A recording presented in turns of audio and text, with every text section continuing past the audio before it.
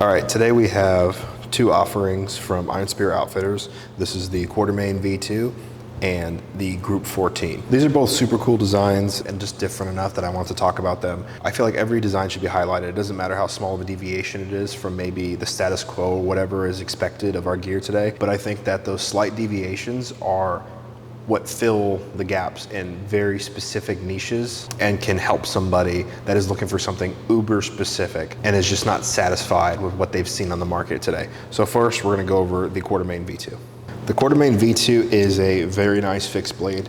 It is 7.3 inches overall with a 2.48 inch blade. It's about 0.15 inches thick. It is a single edge with a very nice drop point that kind of ends in a spear tip. The blade steel is CPM 20 CV, I believe. And the finish is a fallout black, which just is a little bit darker than your traditional stonewash. It's about 4.5 ounces. The grip is a black G10.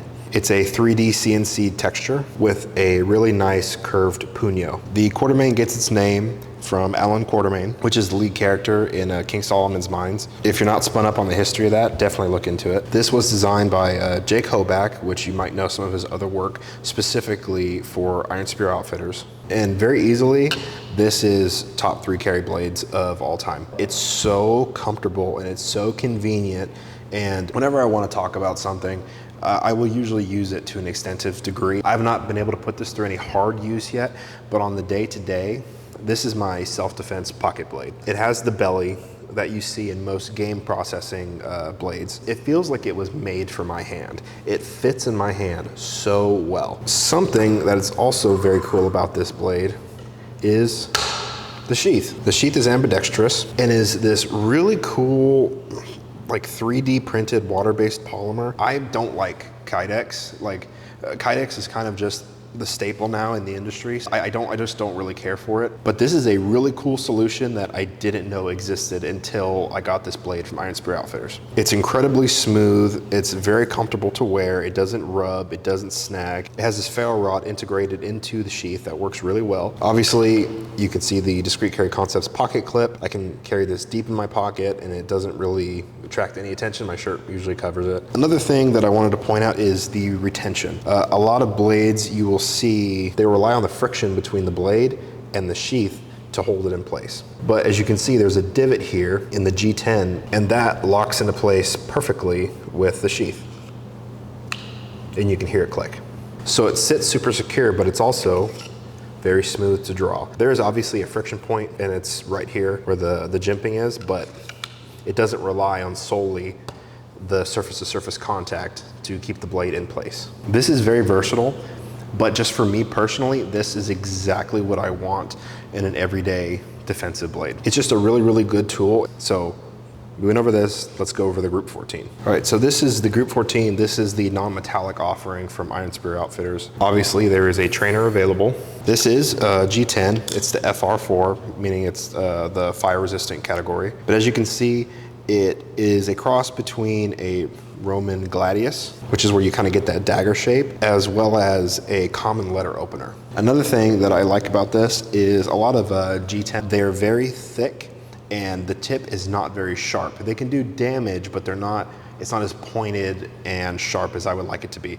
This is actually very pointed and very thin, so its ability to puncture is gonna be a lot more effective. And it has this flare in the back for not only grip, but power assists. And then this will lead into the sheath. Not only is this saving on weight, but it's also adding as a locking point for the sheath. You can see that there's a little bit of a well here. And on the sheath, there is an articulating little thumb that goes down and locks into that well. So same as the Quartermain, there is a little bit of a friction point, but it's that specific little locking point that holds it in nicely. The sheath is also that 3D printed water-based polymer. I really hope I'm saying that correctly. I've never seen this anywhere else, so I'm just not super familiar with it. Super, super smooth, super small footprint. Unlike Kydex or some other offerings, it doesn't have holes drilled all around so you can mount clips. It has these little channels that you can route one wrap through to molly onto something. I personally had this mounted onto a bank robber chest rig with a shock cord. I will say, up here, I lost the piece. Up here, there was another little channel. It was very thin, but it was mounted onto that chest rig via the shock cord, and over time that broke. It didn't fall off the chest rig. It stayed tight because of all the other routings, but this was a fail point that I thought I should point out. With anything new, you're gonna have those little issues or those little hiccups, and that's where you just get better. This sheath is still perfectly functional without that, but just something to consider. The other channels are thicker than this one was, so these did not bend or warp or fail.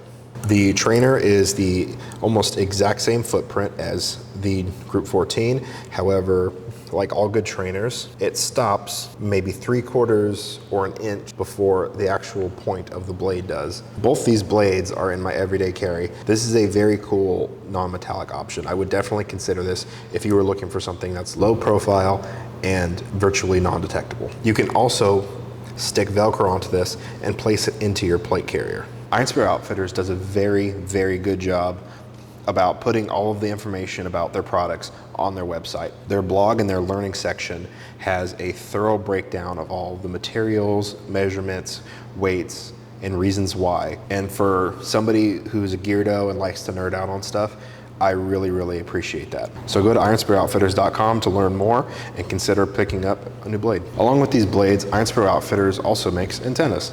So if you're in the market for some great antennas, you can also head over to their site and check out those. Thank you for watching.